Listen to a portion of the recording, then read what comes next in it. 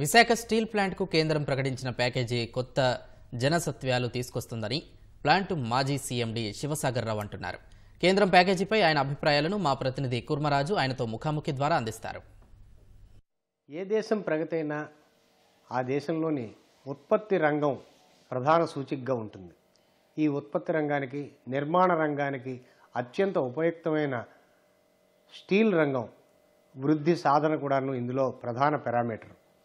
భారతదేశంలో సముద్ర తీర ప్రాంతంలో ఉన్న ఏకైక ఉక్కు కర్మాగారం ప్రభుత్వ రంగంలో ఉంది విశాఖపట్నం స్టీల్ ప్లాంట్.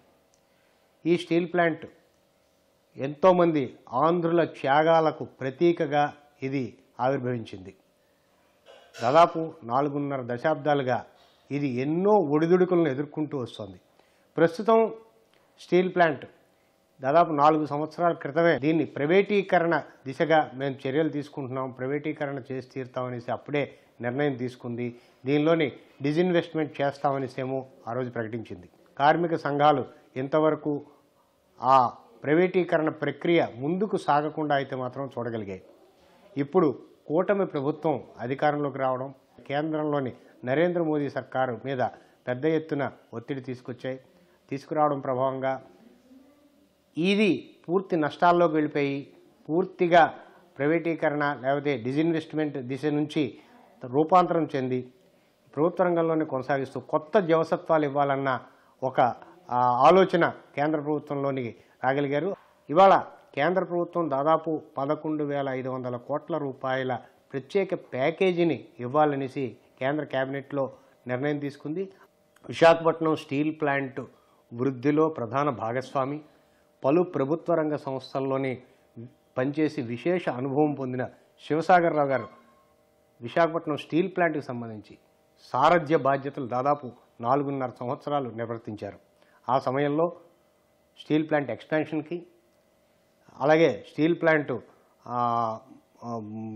ఆర్థిక వృద్ధి రేటు చాలా పీక్స్లోకి వెళ్ళేటట్టుగానేమో ఆయన తీసుకురావడం జరిగింది. ఆయన ప్రస్తుతం విశ్రాంతి తీసుకొని విశాఖపట్నంలో ఉంటున్నారు. ఇవాళ విశాఖ ఉక్కు కర్మాగారం ఈరోజు ఎదుర్కొంటున్న పరిస్థితికి కారణాలు ముఖ్యంగా అప్ టు 2008 ఈ ప్లాంట్ ప్రతి సంవత్సరం లాభాల్లో ఎంతో అంత కంట్రిబ్యూట్ చేస్తూ లాభాలని తీసుకెళ్ళారు. బయటకు వచ్చినప్పుడు సుమారు 7,500 కోట్లు బ్యాంక్ డిపాజిట్లు హ్యాండ్ ఓవర్ చేసాం. ఎందుకు హ్యాండ్ ఓవర్ చేసాం? ఈ ప్లాంట్ అప్పటికే బిఏఎఫ్ఆర్కి రిఫర్ అయింది. దాన్ని మినీ రత్న కింద కార్మికులు, ఆఫీసర్లు అందరూ సమిష్టిగా చేసి ఎలాగైనా దీన్ని లాభాల్లో తీసుకురావాలనుకుని 2001లో ఒక రిజల్యూషన్ చేసి అదేవిధంగా 2001లో 3 మిలియన్ టన్నులు, దీనికి సామర్థ్యం 3,000 టన్నులు, 3 మిలియన్ టన్నులు. అంతకుముందు ఇది 1.5 అలాగా ప్రొడ్యూస్ చేసింది. దాన్ని 3 మిలియన్ టన్నులు తీసుకెళ్దాం అనుకుని నెమ్మదిగా అందరూ కలిసిమెలిసిగా పనిచేసి నేను సీఎండీ అయినా ప్రతి మిషన్ దగ్గరికి వెళ్ళి ఎలా ఇంప్రూవ్ చేయాలా దీన్ని రేటెడ్ కెపాసిటీ చేరాలంటే ఏమిటి అని ఆలోచించి మన కార్మికులను అడిగేవాళ్ళం. ఎందుకంటే వాళ్ళు రాత్రింబవళ్ళు అక్కడ పనిచేస్తారనక దాని లోటుబాటులో వాళ్ళకి తెలుసు. క్షేత్రస్థాయిలో వాళ్ళ దగ్గర వాళ్ళు ఫీడ్బ్యాక్ చేసుకుని అది డ్రాయింగ్ స్టేజ్లో పెట్టి అమలు చేసాం. ఇది నష్టాల్లో ఉన్న కంపెనీని ఇప్పుడు ప్రపంచంలో దానికి ఒక ప్లేస్ సంపాదించుకొని బీట్ ప్రొడక్షన్ అనండి, టెక్నికల్ పారామీటర్స్ అనండి, ప్రపంచంలో ఉన్న అదర్ స్టీల్ ప్లాంట్లు మా దగ్గరికి వచ్చి ఈ టెక్నికల్ పారామీటర్ మీరు ఎలాగ అచీవ్ చేశారు, ఈ ఎనర్జీ రేట్ ఎలా చేశారు, వాటర్ కన్సంప్షన్ ఎలా తగ్గించారు అని చూసి మా దగ్గర నేర్చుకుని వెళ్ళేవారు. అదే ఈ పెర్ఫార్మెన్స్ చూసి మాకు అప్పుడు అనిపించింది దీన్ని ఎక్స్పాండ్ చేద్దాం. 2006 జనవరిలో వచ్చి మన్మోహన్ సింగ్ గారు పునాది ఫౌండేషన్ వేశారు. అప్పటికి మా దగ్గర 7,500 crores క్యాష్ డిపాజిట్స్ ఉన్నాయి. Project experience, plant construction experience లేక ముఖ్యంగా దీనివల్లే అయింది. తర్వాత మూడో కారణం ఏంటంటే ప్లాంట్ 125-130% కూడా టచ్ చేసింది. తర్వాత కెపాసిటీ డిటీరియేట్ అయిపోయింది. ఈవెన్ 100% రావడానికి కూడా చాలా కష్టమైంది. సో దాని రెవెన్యూ పోయింది. ఈ మూడు కారణాల వల్ల ఈ డిటీరియేషన్ అయిపోయింది. అంటే ప్రధానంగా గనులు లేకపోవడం దీని పరిస్థితికి కారణం అనేసేమో చాలా విస్తృతమైన ప్రచారంలో ఈ టైంలో గను ఇప్పుడు కూడా ఏ సంవత్సరం అయితే మేము నెలకి సంవత్సరానికి 200+ కోట్లు ప్రాఫిట్ చేసాం, అప్పుడు గనులు లేవు. కోక్ ఒకసారి స్కేర్సిటీ వస్తే కోక్ $450 కొని ఇంపోర్ట్ చేసుకొని వచ్చి ఆ సంవత్సరం 2,000 కోట్లు ప్రాఫిట్ చేసాం. అది ఒక రీజన్ ఉండొచ్చు, ఒక రీజన్, ఒక ఎఫెక్ట్ ఉంది. దానికి మీకు కొన్ని అడ్వాంటేజెస్ కూడా ఉన్నాయి. ఏం అడ్వాంటేజెస్ ఉన్నాయి? మీకు బయట మన blast furnace Coke, blast furnace కోలు లో యాష్ కోల్ అంటారు దాన్ని. లో యాష్ కోలే, ఆ కోలే కావాలి. అది అన్ని ఇంపోర్టెడ్ చేసుకోవాలి. అన్ని ప్లాంట్లు ఇంపోర్ట్ చేసుకుంటున్నాయి. ఆ ఇంపోర్ట్ చేసుకున్నాయి, మిగతా ప్లాంట్లు కూడా ఇంపోర్ట్ చేస్తున్నాయి. అందరూ విశాఖపట్నం స్టీల్ ప్లాంట్ పోర్ట్ నుంచి చేస్తున్నారు. అవును. మాకేంటి, మా దొడ్లో పడుతుంది. ఐరన్ ఓర్ లేదని వల్ల నష్టం ఉంది, కానీ దాన్ని వేరే అదొక్కటే కాదు, వేరే విధంగా దాన్ని ఎఫిషియెంట్గా రన్ చేసి చేసాం. సార్, ఇప్పుడు మనకి విశాఖపట్నం స్టీల్ ప్లాంట్కి సంబంధించి కేంద్ర ప్రభుత్వం 11,500 కోట్ల రూపాయల ప్యాకేజీ ఇస్తామనేసి సొసైటీకి చెప్పింది. నిన్న క్యాబినెట్లో ఆమోదించినట్లుగా మనకున్న సమాచారం. అయితే ఇది ఏ రూపంలో ఇస్తారు అన్నది, దానికి సంబంధించి ఏమైనా ఫైనాన్సెస్ వర్కౌట్ అయ్యాయంటారా? అది వాళ్ళ అంతర్గతం ప్రభుత్వం ముందుకు ఏం రాలేదు. But they will not people. ఇప్పుడు ప్రస్తుతం స్టీల్ ప్లాంట్లో ఇదే గొడవ, ఇదే చర్చ అవుతుంది, ఎలాగిస్తుంది. ఒకసారి కమిట్ అయ్యాక 11,500 కోట్లు టు 12,000 కోట్లు ఇస్తానని, తర్వాత అది ఎందుకు ఎలాగిస్తారు? మనకి డబ్బు కాగితం మీద రాస్తే సరిపోదు కదా, మనం దాన్ని ఖర్చు పెట్టుకునే విధంగా ఇస్తారు. అది గవర్నమెంట్ ఆలోచిస్తుంది. వాళ్ళకి కొన్ని పరిధులు ఉన్నాయి, ఆ పరిధులు దాటి మనకి they promised. That is a great help. చాలా మంచి అవకాశం, సహాయం, మంచి సహాయం. ఇది ఏ రకంగా అంటే కేంద్ర ప్రభుత్వం నోటీసుకి తీసుకెళ్లారు? గతంలో కూడా మీరు తీసుకెళ్ళినట్టున్నారు, అది ఎట్లా తీసుకెళ్లారు? ఈసారి నన్ను India today chief editor Amarnath అడిగాడు, మీ తరఫున మీ పాయింట్లు చెప్పండి, మీకు సహాయం ఎలా కావాలి, ఎలాగైతే రివా అవుతుంది. Then I given these points. మనకి ఇమీడియట్ నేను అడిగింది ఏంటంటే చెప్పండి, 12,500 అబౌట్ 12,500 crores ఒక సంవత్సరం మారటోరియం కింద ఇస్తే ఇది కొన్నాళ్ళు మేము మా కాలం మీద నిలబడి కొంత విఎస్పి ఆర్ఐఎన్ఎల్ నిలబడి కొంత రెవెన్యూలు సంపాదించి అప్పుడు సొంతంగా మేము వెళ్తాం. దాని తర్వాత కూడా నేనేం ప్రపోజ్ చేశానంటే, ఈ ఆర్థిక సహాయం చేయగానే ఇమ్మీడియట్గా చిన్న చిన్న లోన్స్ అన్నీ తీసేసి ఒక 6 నెలలకి కావాల్సిన మెటీరియల్ అంతా ఆర్డర్ చేసి ఉంచుకొని ఈ 6 నెలలు production 19 to 80 at least 90% rated capacity. దీని రేటెడ్ కెపాసిటీ 7.3 మిలియన్ టన్ని అంత దగ్గరగా తీసుకెళ్ళి ప్రొడక్షన్ చేయాలి. ప్రొడక్షన్ చేసి డిమాండ్ తక్కువేమీ లేదండి. ఈ రోజుని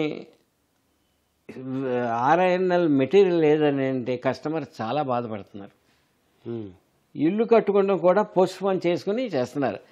అంత దీనికి వాల్యూ ఉంది ఈ మెటీరియల్కి. ఆర్ఐఎన్ఎల్ మెటీరియల్ అంటే ప్రోడక్ట్ అంత స్టాండర్డైజ్ అయిపోయింది. 2 బ్లాస్ట్ ఫర్నెస్లో పనిచేస్తున్నాయి, 3 ఉన్నాయి, 2 పనిచేస్తున్నాయి. ఇప్పుడు మీరు అంటున్న 90% ప్రొడక్షన్ తీసుకురావాలంటే 3 పని చేయాలి. చేస్తారండి. మన మ్యాన్ పవర్ దగ్గర అంత కెపాసిటీ ఉంది. మన లాస్ట్ మంత్ చూడండి, డిసెంబర్ 2 ఫర్నెస్లకి they produce more than rated capacity. They got that synergy. ఎవరో 30 లేపాలి. విఆర్ఎస్ ప్రకటించారు, బీఆర్ఎస్లో చాలామంది రిటైర్ అయిపోయారు. రిటైర్ అయిపోయిన వాళ్ళ స్థానంలో కొత్త వాళ్ళని భర్తీ చేయకపోవడం, అంటే యువతను ఇందులో పంప్ చేయలేకపోవడం, ఇదొక ప్రధానమైన లోపంగా కార్మిక సంఘాలు చెప్తున్నాయి. దీన్ని మనం ఎట్లా చూడాల్సి ఉంటుంది అంటే రిటైర్ అయిన వాళ్ళ స్థానంలో తీసుకోకపోవడం, కొత్తగా వీఆర్ఎస్ స్కీమ్ ప్రకటించడం, వీఆర్ఎస్లో చాలామందిని బయటకు పంపించేస్తామని చెప్పడం, ఇవన్నీ ఎటువంటి పరిణామాలను మనం అంచనా వేయాల్సి ఉంటుంది? ప్రొడక్టివిటీ 300లో ఆ ప్రాంతంలో ఉంది. దాన్ని ఇంటర్నేషనల్ స్టాండర్డ్ తీసుకెళ్ళాలంటే ఇంటర్నేషనల్ స్టాండర్డ్ ప్రొడక్టివిటీ 1000, ఒక మనిషికి ఒక సంవత్సరానికి 1000 టన్స్ ఉత్పత్తి. ఆ ప్రొడక్టివిటీ లేవాలి. కొత్త మెథడ్స్ పెట్టుకుని చేయొచ్చు. మెయిన్ వీఆర్ఎస్ ఇచ్చింది అందుకనే మ్యాన్ పవర్ తగ్గించుకుని గవర్నమెంట్ లక్ష్యం 12,000 తోటి ఈ ప్లాంట్ని 7.3 మిలియన్ టన్నులు ఉత్పత్తి చేయాలని. అది పాసిబుల్ అండి. Is possible because this plant ఎక్స్పాన్షన్లో విపరీతమైన మంచి అడ్వాన్స్డ్ ఫెసిలిటీస్ పెట్టాం. మనం మామూలు స్టీల్ కాదు, రోడ్డు పక్కన రోలింగ్ మిల్ పెట్టుకున్న ప్రోడక్ట్ మనం చేయకూడదు. మనం దీంట్లో 2 లాడిల్ ఫర్నెస్, ఒకటి డీసిల్కేషను, అవన్నీ లేటెస్ట్ టెక్నిక్స్ పెట్టాం. సో అవి పెట్టినప్పుడు మంచి స్టీల్ తయారు చేయాలి. రైల్వేస్కి కావాల్సిన స్టీల్ తయారు చేయాలి, లేకపోతే ప్రాజెక్ట్ కావాల్సిన స్టీల్ తయారు చేయాలి. కొన్నాళ్ళు చేసాం. రైల్వేకి కావాల్సిన చేస్తే 1 టన్నుకి మాకు బయట 20,000 ఉండేది, మాకు 25,000 అమ్మేము. సో వాల్యూ యాడెడ్ స్టీల్ చేయాలి. వాల్యూ యాడిషన్ చేసుకుని ఫెసిలిటీస్ ఉన్నాయి. Facilities are available. ఎక్స్పాన్షన్లో ఎన్ని ఫెసిలిటీస్ పెట్టామంటే దీనికి మంచి వాల్యూ యాడెడ్ స్టీల్ చేయటానికి అది ఉపయోగించుకోవాలి. ఇప్పుడు సెయిల్తో కలిపేయాలని డిమాండ్ అయితే చాలా గత కొంతకాలంగా వినిపిస్తుంది. అయితే 2006లోనే ఈ ప్రతిపాదన స్వయంగా స్టీల్ మంత్రి ప్రతిపాదించిన కాదనడానికి కారణం ఏంటి? ఇప్పుడు కలపమని అడుగుతుండడానికి డిమాండ్కి ప్రాధాన్యం పెరగడానికి కారణం ఏంటి? నా ఉద్దేశం అడిగితే ఇది ప్రభుత్వం వారు చేస్తున్న మంచి అవకాశం, ఇస్తున్న మంచి అవకాశం. దీంతో మనం స్టార్టప్ చేసుకోవచ్చు. ఓ 15,000 కోట్లు ఇస్తున్నారంటే దాంతో మనం ఒక 6 నెలల్లో ప్రొడక్షన్ స్టెబిలైజ్ చేసేసి ఈ ఐరన్ ఓర్ పక్కన పెట్టండి. ఐరన్ ఓర్ కావాలి, ఐరన్ ఓర్ గనులు కావాలి అంటే అది మంచిదే, చాలా మంచిదే. మన కాళ్ళ మీద మనం నిలబడాలని. జిందాల్ స్టీల్కి 10-20 ఏళ్ళు గడిపారు. వాళ్ళకి ఐరన్ ఓర్ లేదు. ఐరన్ ఓర్ లేదు కానీ ఇప్పుడు ఏం చేశారు? డబ్బులు సంపాదించుకుని ఇప్పుడు ఐరన్ ఓర్ అంతా ఆక్షన్ మీద ఇస్తున్నారు. ఆక్షన్. మన దగ్గర ఆక్షన్ చేయడానికి డబ్బులే లేవు, అందుకు మనం పార్టిసిపేట్ చేయట్లేదు.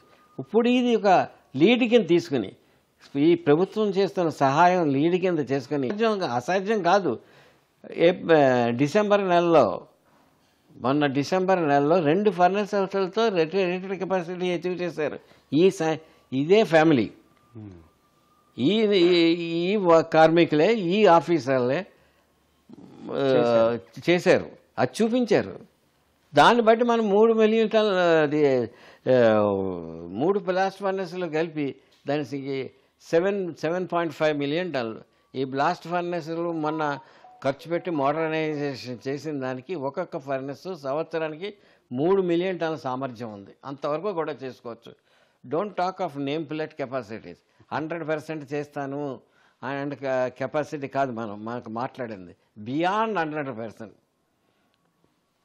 All the top leaders, they say, think of beyond box. Be innovative. దీనికి ఆ కెపాసిటీ ఉంది. మనం అందరం కదల్చుకుంటే మీరు స్టీల్ ప్లాంట్లో ఎంటర్ అవుతే ఫస్ట్ బోర్డు ఉందండి, Rashtriya Ispat Nigam limited. Nothing is impossible. దీంట్లో అసాధ్యం అన్నది శబ్దం లేదు.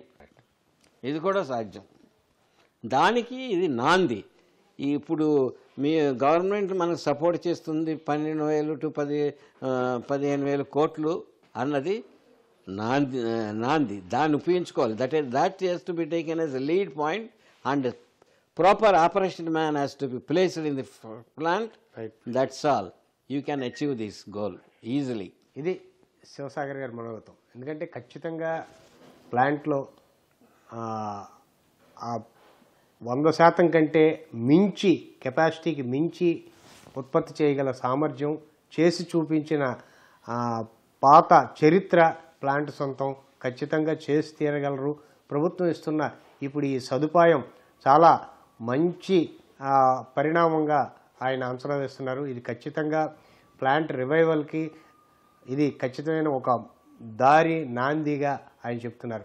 మరో ప్రధానమైన అంశం, సొంత గనులు లేకపోయినప్పటికీ కూడాను బయట నుండి వేలంలో కొనుక్కునే సామర్థ్యాన్ని విశాఖపట్నం స్టీల్ ప్లాంట్ సంపాదించుకోగలుగుతుంది. గతంలో కూడా చేసాము.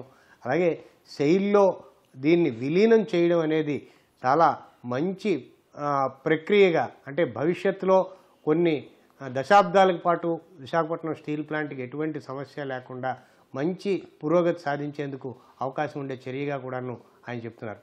Camera Srinivastav, Kurmaraju, ETV news, Visakhapatnam.